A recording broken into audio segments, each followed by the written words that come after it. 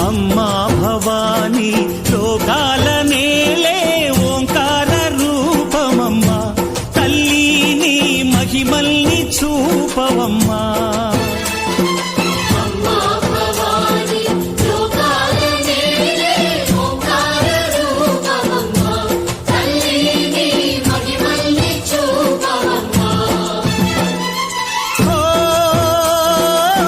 సృష్టికే దీపమా